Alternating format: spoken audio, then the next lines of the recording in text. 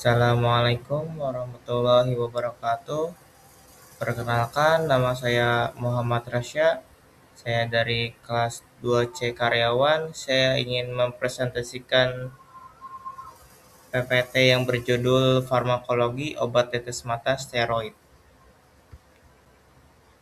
Untuk obat tetes mata steroid merupakan obat yang digunakan untuk mengatasi peradangan pada jaringan mata. Steroid oftalmik bekerja dengan cara menekan proses inflamasi sehingga gejala seperti kemerahan, nyeri, dan pembekatan dapat berkurang. Penggunaan steroid mata sangat umum pada kasus pasca operasi, alergi berat, uveitis, dan inflamasi kornea tertentu.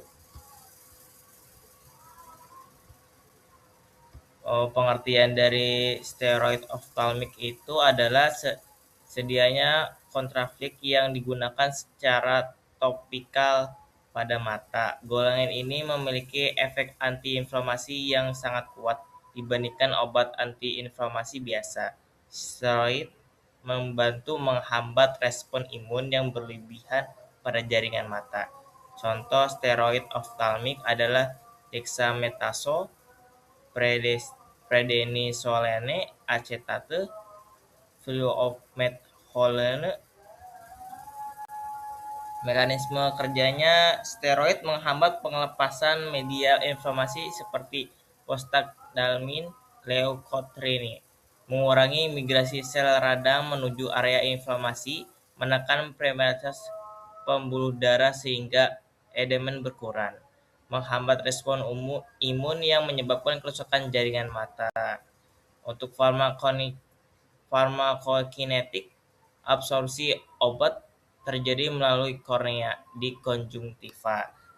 Sebagian obat dapat masuk ke sirkulasi sistemik melalui duksi nasolacrimal.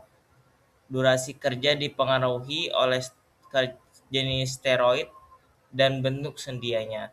Steroid dengan presentasi tinggi biasanya memiliki efek lebih kuat, namun resiko efek sampingnya juga meningkat. Inflamasi pasca operasi. Indikasi penggunaannya yang pertama, inflamasi pasca operasi mata, uveitis. Yang kedua, untuk uveitis anterior. Yang ketiga, konjungtivitis, alergi berat. Yang keempat, keratitis non-infeksi tertentu. Yang kelima, cedera mata akibat trauma.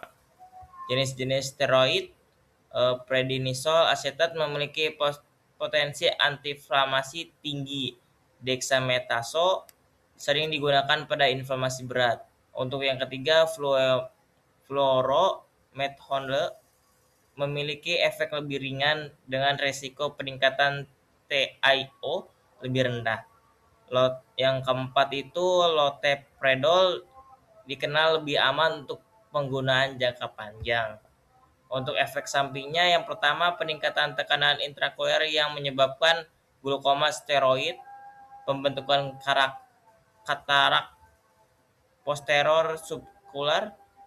Yang ketiga, meningkatkan resiko infeksi sekunder bakteri, virus, ataupun jamur. Yang keempat itu memperlambat penyembuhan luka kornea. Untuk glaukoma steroid, penggunaan steroid jangka panjang itu dapat meningkatkan tekanan intraokular. Peningkatan tekanan terjadi akibat hambatan aliran aqueous humor. Pasien dengan riwayat glaukoma lebih rentan mengalami komplikasi. Monitoringnya, tekanan intraokularnya wajib dilakukan secara berkala. Katarak akibat steroid. Steroid dapat menyebabkan pembekatan katarak posterior subkapsular. Resikonya meningkat pada penggunaan jangka panjang. Keluhannya berupa penglihatan kabur ataupun silau. Penglihatan steroid tidak selalu memperbaiki katarak yang sudah terbentuk. Kontraindikasinya, infeksi virus aktif seperti herpes atau keratitis. Untuk keduanya, infeksi jamur pada mata, hipersensitivitas terhadap kandungan steroid, pasien dengan hipertensi okuler yang tidak terkontrol. Monitoring pasiennya yang pertama, pemeriksaan tekanan intraokuler secara berkala. Yang kedua, evaluasi ketajaman penglihatan seperti visusnya, apakah visusnya baik ataupun buruk. Yang ketiga, pemantauan tanda infeksi sekunder. Yang keempat, pemantauan kondisi kornea dan lensa mata, yang dimana apakah masih baik untuk kondisi korneanya atau lensanya seperti apa, seperti itu, Kak. Untuk edukasi pasiennya, yang pertama, gunakan obat sesuai dosis dan aturan dari dokter. Yang kedua, jangan menghentikan penggunaan secara mendadak tanpa konsultasi dokter maupun pihak-pihak yang lain. Yang ketiga, hindari penggunaan jangka panjang tanpa pengawasan. Yang keempat, segera periksa bila muncul nyeri berat atau penglihatan menurun.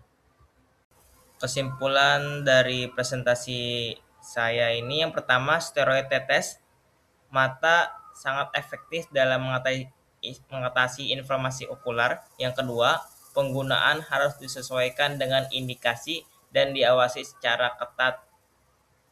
Yang ketiga, efek samping serius seperti glaukoma dan katarak perlu diwaspadai. Dan keempat, monitoring rutin penting untuk menjaga keamanan terapi. Sekian dari presentasi saya. Assalamualaikum warahmatullahi wabarakatuh.